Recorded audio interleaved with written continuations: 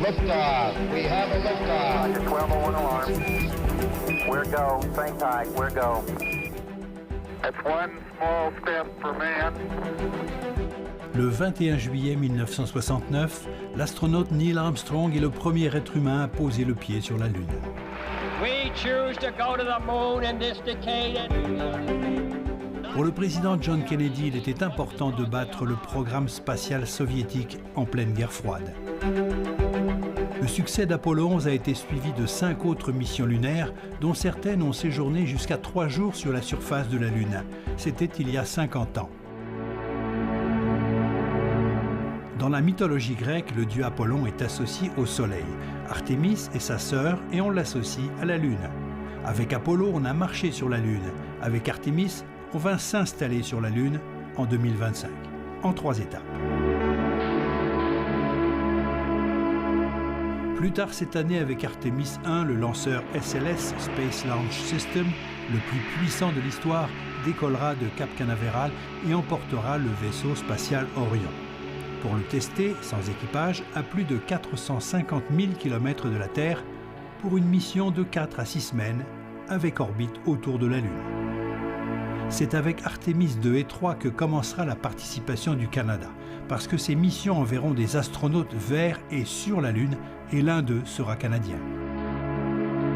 On a 4 astronautes actifs en ce moment à l'Agence spatiale canadienne. David Saint-Jacques, Jeremy Hansen, Jennifer Sidey et Joshua Kutrick, qui sont tous qualifiés pour des missions spatiales à venir. Le choix du Canadien et des autres astronautes américains et européens est attendu l'an prochain. Les astronautes iront plus loin qu'ils ont été pendant les missions à Apollo. Alors, ce sera la première fois que des humains iront autour de la Lune, derrière la Lune, la face cachée, aussi loin. Et puis, ils vont donc vérifier le fonctionnement de tous les systèmes qui vont permettre aux astronautes par la suite de retourner sur la Lune. Pour les 10 à 20 prochaines années, on prévoit des vols assez réguliers, à peu près une fois par année, vers la Lune, des missions de plus courte durée au départ, puis des missions de plus longue durée. Puis les astronautes construiront une station spatiale en orbite autour de la Lune, appelée Gateway, la passerelle. Ça va être un laboratoire d'expériences scientifiques, développement technologique, poste de contrôle aussi pour les expériences et les déploiements sur la Lune. Et c'est aussi une grande collaboration internationale. Le Canada se joint aux Américains, aux Européens et aux Japonais pour faire partie de cette aventure. Le Canada construit un nouveau bras pour le Gateway, le bras canadien numéro 3, 2 fois plus petit que les 2 premiers, entièrement robotisé, autonome. Canadarm 2 était assemblé par les astronautes et entretenu par les astronautes, tandis que Canadarm 3 va pouvoir se déployer tout seul, complètement, prendre tous les morceaux du système, les installer sur Gateway. Gateway sera la base de départ pour des séjours de plus en plus longs sur la Lune, où sera installée une station permanente, où il faudra pouvoir se déplacer. Ce prototype-là a été utilisé pour vérifier, entre autres, les algorithmes de navigation autonome, pour vérifier les concepts d'opération quand on contrôle à distance.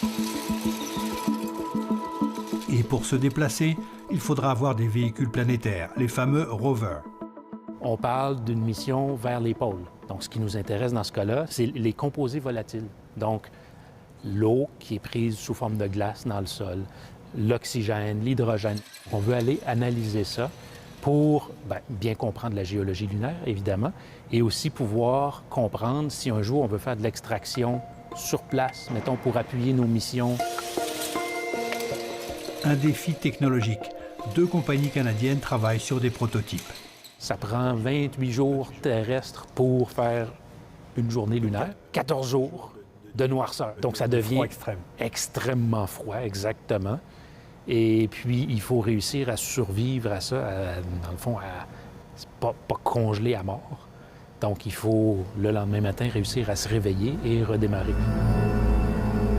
Artemis, vaste projet international en partenariat avec l'industrie privée, veut explorer la Lune et l'habiter pour l'exploiter. Le prochain volet, c'est le volet commercial. C'est-à-dire que là, on y va d'une manière durable, avec des partenaires, et éventuellement, il y aura une économie lunaire et des activités commerciales aussi autour de la Lune. Mais ensuite, La station lunaire n'est qu'une étape dans l'exploration de l'espace. Artemis vise plus loin, la planète Mars, plus facile à atteindre de la Lune que de la Terre. On va pouvoir expérimenter des scénarios de mission qui vont nous permettre aussi d'envisager des voyages vers Mars. La Lune, c'est aussi un tremplin pour aller plus loin dans le système solaire.